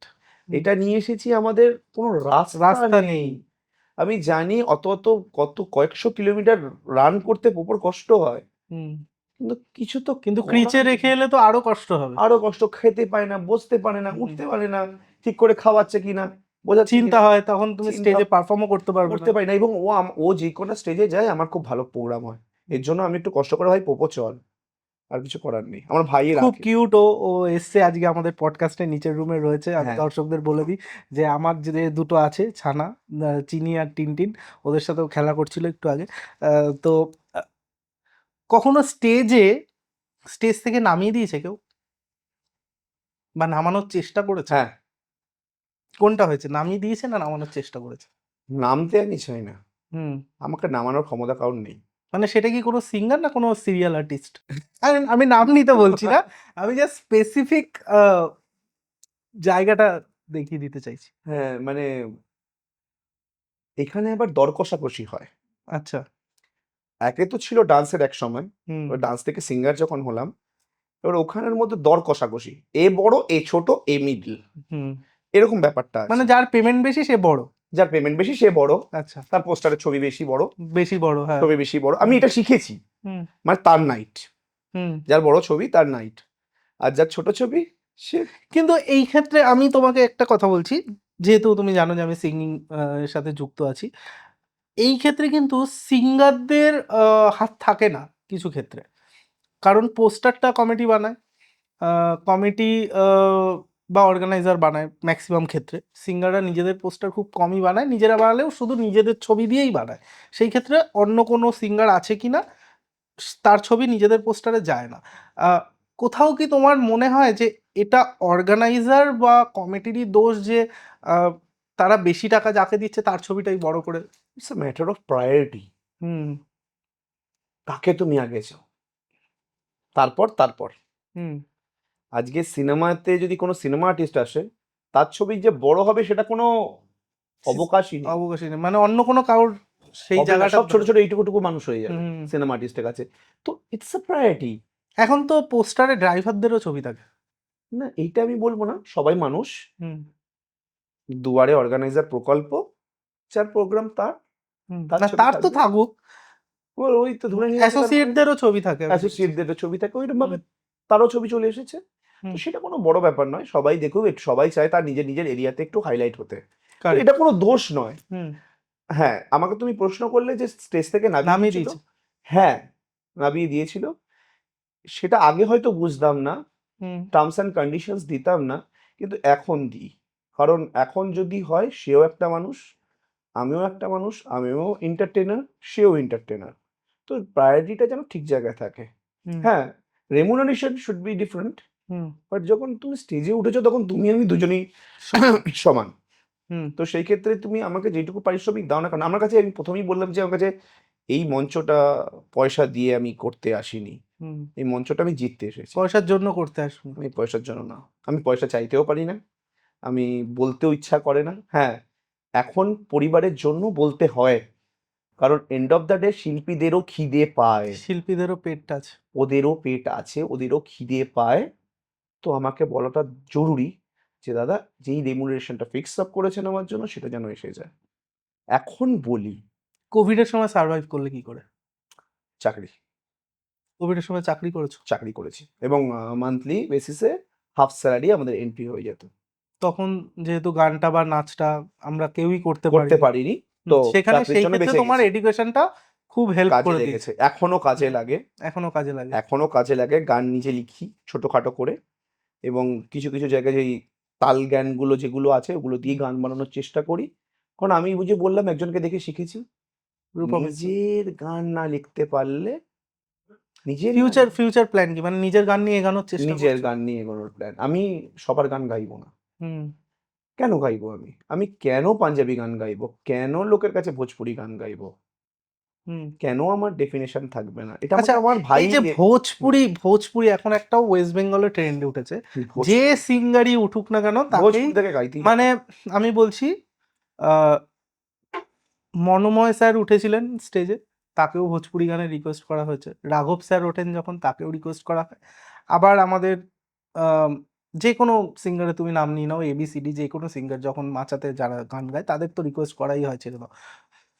তোমার কি মনে হয় যে এই ভোজপুরি গান মানে যেহেতু বিহারে তো বাংলা গান শোনে না। শোনে কি? না, শোনে না। আ তো এই ভোজপুরি গানটার প্রত্যেকটা বিশেষ করে মেয়েদেরকে রিকোয়েস্ট করা হয়। ছেলেদেরকেও তো করাই হয়, মেয়েদেরকেও করা হয় বিশেষ হুম। করে। তো তোমার মনে হয় যে ভোজপুরি গানের থেকে আমাদের বাংলা বা হিন্দি গানেও তো প্রচুর গান আছে বা আমাদের বাংলাতেই প্রচুর গান আছে যেগুলো দিয়ে নাচ করা যায়। ভোজপুরি গান শোনানোর দরকার পড়ে না। তো মানে সেটাকে তুমি কিভাবে দেখো? তুমি কতটা ভোজপুরি গান গাও স্টেজে? আমি ভোজপুরি গান গাই না। খুব কম গাই। মানে একটা গান, তাও আবার শুধু মুখরো-টুকুন গাই। হুম, তা মুখরাটা। আবার জাস্ট মুখরা-টুকুন ওইটুকুন গাই। আর হুম, এছাড়া গাই না। আমি হুম, গাই না। যখন আমাকে রিকোয়েস্ট আসে, আমি সেটা রুখে দাঁড়াই। হুম, এবার বলছো যে ভোজপুরির গানটা কতটা মাহাত্ম্য মানে আমাদের এখানকার? অ্যাকচুয়ালি ভোজপুরি গানের লিরিক্সটা খুব অশ্লীল হয়। যে কোনো ভোজপুরি গান যদি তুমি মানুষ ওটাই লিরিক্সটা চায়, পড়ো, মানুষ ওটাই চায়। হ্যাঁ অশ্লীল হয়, ডবল মিনিং, ডাবল মিনিং হয়। ডবল মিনিং সং এবং গানের beats, hmm it's a trend. হুম আমরা যখন মান্নাদের গান শুনছি, জীবনে কি পাবো না, হুম ওই সময় তো মানুষ নেচেছে, ওটাকে থোড়ি না আমাদের গান ছিল, হুম তো ওয়েস্টার্ন কালচারের গান। কফি হাউসের সেই আড্ডা, ইটস ওয়েস্টার্ন কালচারের গান। হুম তখনকার মানুষও তো ওই গানেও নেচেছে, হুম তাই না? এখনো নাচে। এখনো নাচে, এখনো ওই গানটা চলে। তাহলে ভোজপুরি গান তো দুদিনের। হ্যাঁ, আমি ভোজপুরি গানকে ছোট করছি না, কারণ তাদের ট্রেন্ডের গান সেটা। কারেক্ট। কিন্তু আমাদের ট্রেন্ডের গান তো এটা নয়। হুম কিন্তু আমাদের বাংলায় সেই ট্রেন্ডটা বানাতে পারছে না বলেই তো আমরা ওটাকে গ্রহণ করছি। Correct correct. না হলে কেন আমি গিয়ে একটা বাংলা প্রোগ্রামে, অনুষ্ঠানে গিয়ে আমি পাঞ্জাবি গান গাইবো? কারণ আমাদের বাংলা গানে কি সেই ক্ষমতা নেই? হুম সেই হায় রাব্বা জিনিসটা কেন নেই? হুম তাহলে বাংলা গানকে ওই জন্যই আমি ভেবেছি যে, যে যেরকম, যে ফুলে তুষ্ট, আমি পাঞ্জাবি গানটাকেও বাংলা করার মতো চেষ্টা করব। হুম আমি চেষ্টা করব যে কিছু কারেক্ট। করবার। হ্যাঁ, failure is the pillar of success. তো হুম এরকম কোনো ব্যাপার নয় যে আমাকে সাকসেস পেতেই হবে, বাট আই ক্যান ট্রাই। হুম তো ভোজপুরি গান এগিয়ে আছে, আমাদের মানুষের মন জয় করেছে, তাই হয়তো সেখানে বাংলা গানের রিকোয়ারমেন্টটা নেই, সেখানে সেটা ফুলফিল করে দিচ্ছে। আজকে ভোজপুরি ইন্ডাস্ট্রিতে গিয়ে বা আমরা বিহারে গিয়ে বা ঝাড়খণ্ডে গিয়ে কোনো বাংলা গান করতে পারি না, কারণ তাদের বাংলা গান শোনার প্রয়োজন হয় না। কিন্তু আমাদের এখানে লাগে, কারণ আমাদের প্রয়োজন হয় নাচার জন্য। মানে অন্য গান করে হয়তো কেউ নাচাতে পারবে না, ভোজপুরি গানটাতেই আমরা নাচতে পারবো। মানে তুমি বলছো ওটার বিটটা খুব অ্যাট্রাকটিভ, সেই বিটের গানগুলো এখানে তৈরি হচ্ছে না, মানে মিউজিক আমাদের অ্যারেঞ্জমেন্টটা। দরকার মটন বিরিয়ানি, হুম তুমি কি করে পোলাও দিয়ে চালাবে? তুমি বাংলা রক গান দিয়েও তাদেরকে মেটাতে পারবে না। আর আমাদের বাংলা যেমনি গানগুলো হচ্ছে বা যেরকম ভাবে চলছে, হয়তো নাচের গান, কিন্তু সে ভোজপুরিকে বিট করতে পারছে না। হুম এই জন্য ভোজপুরি গান এগিয়ে রয়েছে এবং আমরা গাই হুম ভোজপুরি গান, এবং লাখ লাখ কোটি কোটি টাকার বিজনেস হচ্ছে এবং ভোজপুরি গানে। করছেও। হুম হিন্দি গান, বিশাল বড় ইন্ডাস্ট্রি হয়ে গেছে। একসময় বাংলা এমন ছিল যে হিন্দি গান ছেড়ে দিয়ে আমরা বাংলা গান শুনতাম, টক্কর দিত। যেভাবে এখন সাউথ বলিউডকে টক্কর দিচ্ছে, তেমনি ভাবে আমাদের বাংলা ইন্ডাস্ট্রিও টক্কর দিত তাদেরকে।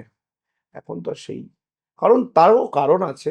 তাই বলে কি সোনু নিগম এসে এখানে গাইছে না, বা শ্রেয়া ঘোষাল গাইছে না? গাইছে তো, অরিজিৎ সিংও তো গাইছে, কিন্তু সেই ফান্ডের একটা ব্যাপার আছে। তুহিন মির্জু এখন লাইফ থেকে কি চায়? নাম, শুধু ফেম?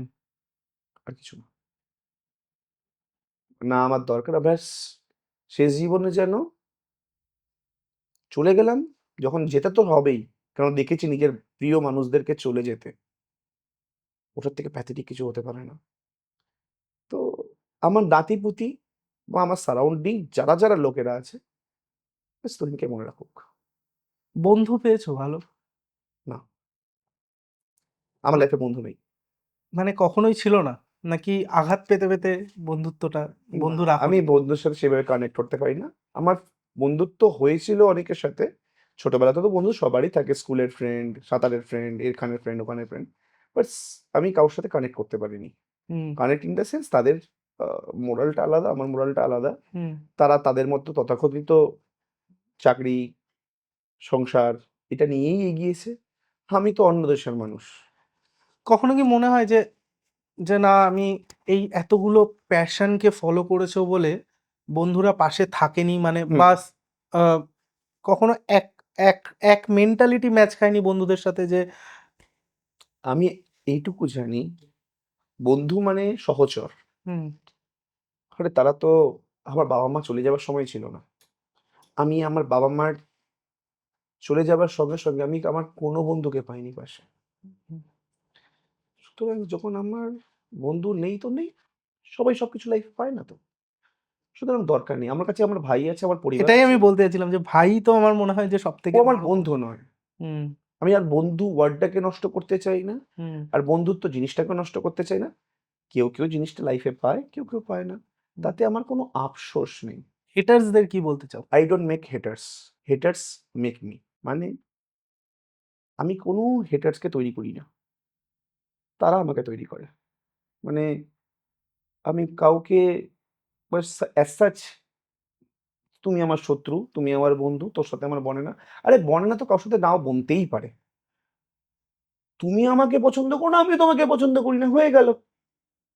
আমি এই প্রশ্নটা সবাইকে করি যে ফেসবুকে কমেন্ট করার একটা মানে চুগলি করার এক ধরনের মানুষ থাকে যারা এসে তোমাকে চেনেও না জানেও না, কিছু একটা হচ্ছে ভিডিও দেখে নিলে একটা কমেন্ট করে চলে গেল, হ্যাঁ, ঠিক আছে, এবং তারা তাদের তো রিপ্লাইও দেয় না, মানে তারা আর আসেও না। না। এবার সেগুলোকে তুমি কিভাবে দাও? একটা নেগেটিভ কমেন্ট করে চলে গেল। প্রথমে উঠে আমি আমার ভাইকে দেখাই, হ্যাঁ। ও যা ডিসিশন নেওয়ার নেবে। আর না হলে আমি খুব শান্তপ্রিয় মানুষ, হুম। চুপচাপ চেপে যাই আর নিজের ভেতরে ভেতরে গর্জরাই, কেন বললো এটা, কেন করলো এটা, মানে ওটা নিয়ে 2 দিন 3 দিন ধরে ভাবতে থাকি, বাট আবার ঠিক হয়ে যায়। ডিপ্রেশনে পড়ো, ভীষণ। সেটার থেকে ওভারকাম কিভাবে করো? জিম, মানে যখন ডিপ্রেস হয়ে যাও তখন খুব জিম করো? জিম করি। মানে তাও কতক্ষণ? এটা জেনারেলি 1.5 ঘন্টা হয়, ওটা 2.5 ঘন্টা হয়ে যায়। কোথায় জিম করো? নিয়ার বাই, বাড়ির আচ্ছা, থেকে বাড়ির থেকে কাছেই, তাই নিয়ার তো? বাই। তো এবার একটু ফান করব আমরা, ঠিক আছে? হুম। তুমি যেহেতু জিম করো, আমি দুটো খাবারের নাম বলবো, ঠিক হুম। আছে? একটু ফান এটা হবে। আচ্ছা। তোমাকে যেকোনো একটা খাবার চুজ করতে হবে। তারপরে আরেকটা খাবারের নাম বলবো। আই এম এ ফুডি গাই। হ্যাঁ, তো আমি খেতে খুব ভালোবাসি। তারপরে আরেকটা খাবারের নাম বলবো। হ্যাঁ, এবার তুমি আগেরটা রাখবে না পরেরটা রাখবে হ্যাঁ, সেটাকে রিজেক্ট করতে হবে। বুঝতে পেরেছি। তার ঠিক মানে আছে? উইনারটাকে তুমি দেখতে চাও। হ্যাঁ, আমি দেখতে চাই যে লাস্টে কে উইন করছে, হ্যাঁ, ঠিক সে আছে? তুমি আমি জানি উইনার কে হবে, তুমি বলতে থাকো। আচ্ছা, ফুচকা না চিকেন স্টু? ফুচকা, ফুচকা না বিরিয়ানি? বিরিয়ানি, মাটন বিরিয়ানি না fried rice chilli chicken? Mutton biryani, mutton biryani না পাও ভাজি? মাটন বিরিয়ানি, মাটন বিরিয়ানি নাকি smoothie? Mutton biryani, mutton biryani না স্যালাড? মাটন বিরিয়ানি। আটকে গেছে ওখানে, রাস্তা আটকে গেছে আমার। ঠিক আছে। আমি ওখান থেকে আর বেরোতে পারবো না। আচ্ছা, লাস্ট, হ্যাঁ? হ্যাঁ, মাটন বিরিয়ানি নাকি জিমের সাপ্লিমেন্ট? সাপ্লিমেন্ট না, মানে প্রোটিন, প্রোটিন। মাটন বিরিয়ানি। এখানেও আমার মাটন বিরিয়ানি? হ্যাঁ, লাইফ টাইম আমার mutton biryani wins. Mutton biryani কোথায়? কিছু কিছু করার নেই, ওটা ওটা ওখানে আমি ছাড়তে পারবো না। ওটা মানে যত বড়ই মানে ওই হোক না কেন, আমি মাটন বিরিয়ানি ছাড়তে পারবো না। ইভেন আমি মানে কিছু কিছু অর্গানাইজারকে বলেছি, দাদা রাত্রিবেলা কি করেছেন, কি খেতে চাও, যদি কেউ বলে দিল, ব্যাস। এইবার একটা লাস্ট বলি, নিশ্চয়ই। মাটন বিরিয়ানি না বাড়ির আলুর চোখা ডাল ভাত? বাড়ি আলু চোখা ডাল ভাত। এখানে তো হেরে গেল মাটন হ্যাঁ, বিরিয়ানি। কারণ হচ্ছে এটা আমার মা সবারটা তৈরি করে দিয়েছে, যে প্রোগ্রাম করে এসে বাড়িতে হুম, আমার ভাই, আমার ওয়াইফ রেগে যায়, হুম, রেগে যেত অ্যাকচুয়ালি। আরে ভাই তোরা পয়সা পেয়েছিস, রোজগার করলি, যাই গিয়ে আমি হোটেলে খেয়ে নি, তো আমি খাবো না, হুম। আমি বাড়ি গিয়ে ভাত খাবো। এটা আমার স্বভাব, মানে আমি বাড়িতে খেতে খুব ভালোবাসি। ঘুরতে ভালোবাসো? না, হুম, না, একদম ঘুরতে ভালোবাসো একদম না? করতে ভালোবাসি মানে না। খেতে ভালোবাসো, জিম করতে ভালোবাসো, গান গাইতে ভালোবাসো, কিন্তু হ্যাঁ, ঘোরা একদম পছন্দ না নাকি? না, ভালো আমি লাগে না? ঘুরতে যাই, মানে ট্রাভেল করতে ভালো লাগে না? একদম ভালো লাগে না। আচ্ছা। আমার দরকার নেই, আমার ভালো লাগে হচ্ছে আমার মঞ্চ, খালি ওই স্টেজ মঞ্চের করতে, ওই লাইটস, সাউন্ড, সাউন্ড আর ওই ক্রাউডের চেয়ার, চেঁচানো। হুম। ক্রাউডেড চেয়ার্সটা ব্যাপক লাগে আমার। ওটা মানে এখনই দিলে আমি এক্ষুনি উঠে যেতে পারি স্টেজে। এক্ষুনি স্টেজে। হ্যাঁ। তো আমরা তো পডকাস্ট করছি, যদি হুম। এখানে আমাদের গিটার রয়েছে, একটা রূপম স্যারের গান আমরা শুনবো, নিশ্চয়ই, যেটা নিশ্চয়ই। তুমি তোমার পছন্দ গাইতে চাও, বলো কোন স্কেলে হবে, আমি একটু হালকা করে বাজাই। চলো। কোন স্কেল বলো, কি গাইবে আগে বলো। ই মাইনর, আরো একবার করি। হ্যাঁ, আরেকবার করো। এতটা পথ পেরিয়ে এসেছি, তবু দুজনে যেন হয়ে গেছি আরো অচেনা।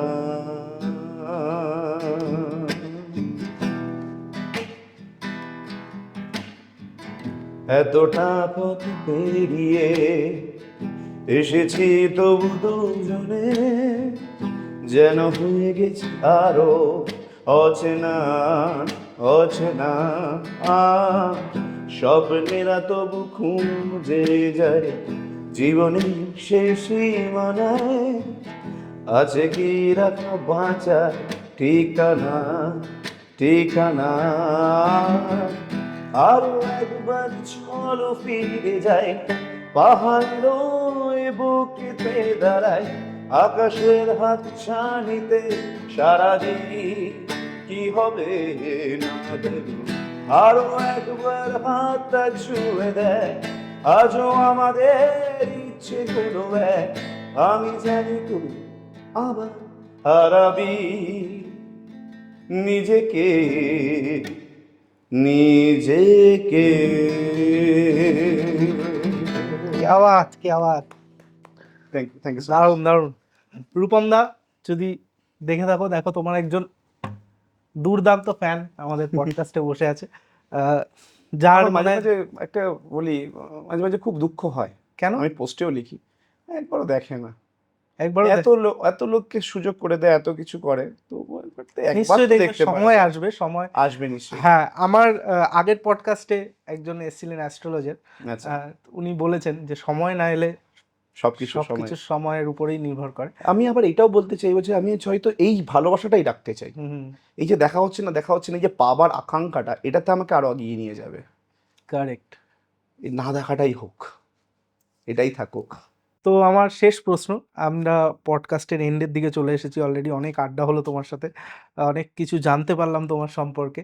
আর তোমার ফিউচারে প্ল্যান কি, মানে তুমি ফিউচারে কি নিয়ে করতে চাইছো, ইন্ডিপেন্ডেন্ট মিউজিকের পাশাপাশি কি করতে চাইছো? যেহেতু আমি লাইফে হেভি ফিনান্সিয়াল ক্রাইসিস দেখেছি, হুম ইভেন এমন এমন জায়গা থেকে আমি গেছি যে পরের দিন সংসার চলবে কি করে সেটাও আমি জানি না। হুম কারণ মায়ের এবং বাবার দুজনের ছাদ আমি হারিয়েছি। আমার বাড়িতে যা স্থাবর অস্থাবর সম্পত্তি ছিল, সব চুরি হয়ে গেছে। আচ্ছা। আমার ৩ তলা বাড়ি, আমার ৩ তলা বাড়িতে, আমার বাড়ি এখনো অ্যাবান্ডান্ট নয়, আমার কাকা পিসিরা থাকে। আমাদের জায়গাগুলো সব বন্ধ করে রাখা আছে। তার ট্যাক্স, তার বিল সব এখন আমি পেমেন্ট করি। এখন তো আর কেউ নেই, আমাকেই তো করতে হবে। ইভেন আমি যেখানে ফ্ল্যাটে থাকি, তার সমস্ত এক্সপেন্সেস, সমস্ত কিছু নিয়ে একটা শিল্পীর পক্ষে চলা খুব চাপের। সেই বাড়িতে থাকো, মানে যাও? আমি যাই হুম, দেখতে, বাড়িটা দেখা দেখা মানে দেখাশোনা করতে। দেখাশোনা করবার জন্য। কিন্তু ঘটনাটা হচ্ছে যে নিজেকে কোথায় নিজেকে দেখতে চাও, এই প্রশ্নটার উত্তর হলো, এখন যেরকম সিচুয়েশন, একটা শিল্পীর যদি পেছনে ব্যাকআপ না থাকে, ফিনান্সিয়ালি সাপোর্ট না থাকে, সে এখানে সার্ভাইভ করতে পারবে না, কিছুতেই পারবে না, সে যত ভালো ট্যালেন্ট হোক না কেন। হুম ফার্স্ট অফ অল নিজেদের নিজেদের মধ্যে প্রবলেম, ওয়াই, এই প্রবলেমটা কেন থাকবে? মানে নিজেদের পরিবারের মধ্যে, না বলছো শিল্পী অল ওভার, মহলের মধ্যে? All over. হুম আরে নিজের পরিবার তো নিজেকে দেখতেই চায় না এখনকার দিনে, এমন ভাই ভাইকে দেখে না, মা বাবাকে দেখে না, ছেলে বাপকে দেখে না। কিন্তু হুম সামনে রেস্টুরেন্টের একটা ঘটনা ঘটলো, বাবা ছেলের সাথে একটা বিশাল বড় একটা হুম প্রবলেম সৃষ্টি হয়ে গেল, সেখানে ছেলে তার নিজের নাম দিচ্ছে রেস্টুরেন্টে। হুম তার মানে তুমি ভাবো আজকে পৃথিবী কোন জায়গায় এসেছে, তাও দোকানটা তো করে দিয়েছে, কিন্তু আমার তো সেটা নেই। আমি একটা আহ্লাদি ছেলে ছিলাম, একটা হিরোইক ছেলে। হ্যাঁ, ঠিক আছে, মানে যাকে বলা হয়, বলে না লালটু বাবা মা লালু ছেলে, হুম আমি বাবা মা লালু ছেলে ছিলাম। ওহ, সব জায়গা থেকে পুরস্কার পাই, সব জায়গা থেকে এই পাই, বাহবা পাই, এটা পেয়েই আমার দিন। আমি জানি না কি করে পয়সা রোজগার করতে হয়, আমি শিখিনি। আমি যদি প্রথম দিকে ওইভাবে ট্রেনিংটা নিতাম, তাহলে হয়তো আমি অন্য কিছু করতাম এখন। কখনো আমি তাহলে এই যে ফায়ার ট্রেলে যে ব্যাপারটা, আমি তাহলে যেতাম না। আমি কেন অত দামি একটা চাকরি ছেড়ে এই লাইনে এলাম? হুম ইটস মাই চয়েস, আমার চয়েসটা এরকম ভাবে তৈরি হয়েছে। তাহলে আমি এখন কি করে একটা মানুষকে বলতে পারবো যে আমি লাইফে এটাই করতে চাই? বলে আমি এইটুকু বুঝে গেছি, সবার আগে তো নিজেকে দেখতে হবে, পেট চলতে হবে, তারপর তো গান, তারপর তো প্যাশন। তো ফার্স্ট অফ অল একটা কিছু পাশে করতে হবে, হুম একটা কিছু নিয়ে দাঁড়াতে হবে, তারপর নিজেকে একটা, নিজের যে ড্রিম, নিজের নাম, সেই জায়গায় পৌঁছাও। কারণ আমি দেখেছি অনেক ভালো ভালো মানুষদেরকে আমাকে পাশ ছেড়ে চলে যেতে, আমি যাদের জন্য এখনো চোখে জল ফেলি, আমি অনেক মানুষকে দেখেছি, তারা আমাকে সেই মর্যাদাটাই দিল না। কারণ আমার মা বাবা চোখ বুঝলো। আমার বাবা বলতো যে, যেই দেখিস যেদিন তোর চোখ বুঝবে না, আমরা চোখ বুঝবো না, দুনিয়াটা দেখতে পাবি। হ্যাঁ, এটা কিন্তু আমি আমার ছেলে মেয়েকে বলবো, হুম যেদিন চোখ বাবা মা বোঝে সেদিন বাবা মা যদি কিছু না করে যায় তার ফল কি হতে পারে আমি তোমার সামনে বসে আছি। তাই জন্য তোমাকে ড্রিম বলতেও ভয় পাই আমি। তুমি একটা সিনেমায় প্লেব্যাক করেছো, হ্যাঁ। অনেকেই হয়তো জানে না। হুম। আহ, আমরা শেষের দিকে একটু সেই প্লেব্যাকের গল্পটা শুনি। সৌমিন মিত্র ছায়াছবি দশমী যার সিনেমা, হুম এবং যদিও এখন আমাকে একটু ক্ষমা করে দিও কারণ এখনো পর্যন্ত সিনেমাটা রিলিজড হয়নি, রিলিজ হতে চলেছে, কারণ গান তো অনেকদিন আগে রেকর্ডিং হয়ে যায়। রাইট। তো সেক্ষেত্রে আমি বলতাম না, কিন্তু এখন তুমি জিজ্ঞাসা করলে বলে হুম। বললাম, কারণ তার তো আমি মিথ্যে কথা বলার জায়গা এটা নয়, হুম এখানে নিজেকে এক্সপ্রেস করার জায়গা। হুম তো সেক্ষেত্রে তার ছবির মেন টাইটেল সংটা গিয়েছি। সিনেমাটা হবে হচ্ছে ফুটবল বেসিসে, যেহেতু ফিফা ওয়ার্ল্ড কাপ আসতে চলেছে 2026-এ, তো তার আগে সিনেমাটা রিলিজ করবে বেসিস অফ মেসি। হুম মেসির ওপর দিয়ে একটা ছেলের একটা স্ট্রাগলিং লাইফ, ফুটবল কেরিয়ার তার, এবং সেটা যখন টাইটেল সিনটা চলবে, যে গানটা মানে আর কি গেয়েছি আর কি, দুটো ভার্সনে গেয়েছি, একটা নর্মাল হুম। রক ভার্সনে, একটা মেটাল ভার্সনে, দুটো ভার্সনে গানটা গেয়েছি আমি। আচ্ছা, হুম। আর এর পরবর্তীকালে প্লেব্যাক করার ইচ্ছা আছে? তো প্রচন্ড ইচ্ছা আছে। আমি মানে সৌমেন স্যারকে বলে ফেলেছিলাম, মানে কি মানে আমি কিরকম মানে বোকার মতো বলে ফেলেছি, আচ্ছা স্যার আপনি গানটা রাখছেন, আমি কি পারফর্ম করব বলেন তো, আমি ব্যান্ড ফ্যান্ডকে মানে আমি এখানেও আমি নিজেকে রূপম ইসলাম হিসাবে দেখতে চাইছিলাম, মানে এই শ্রাবণ আচ্ছা আচ্ছা, বুঝতে পেরেছি। বা ওই গানটার মতো ওই আগুন খেকো, আগুন খেকো। হুম বা ওই আরেকটা গান আছে না, ওই কি যেন গানটা, আরে গানটা গাই আমি স্টেজে, বেঁচে থাকার গান। হুম হুম। হুম। মানে ওই গানটার লাস্টে যখন রূপম ইসলাম পারফর্ম করছে, হ্যাঁ ওই লাস্ট সিনটা। গানটা, ওই গানটার মধ্যে আর বলছে, আর তোকে রূপম ইসলামের কথা বলতে হবে না, আমি বুঝতে পেরেছি তুই কি বলতে চাইছিস, না না এরকম এখানে কিছু হচ্ছে না। তো আর কি এটা নিয়ে একটু খেয়ে গেছিলাম জব, মানে ওকে বকাবকি করেছিল, বাট খুব মিষ্টিভাবে, মিষ্টি মানুষ, মিষ্টিভাবে আমার সাথে কথা বলেছেন।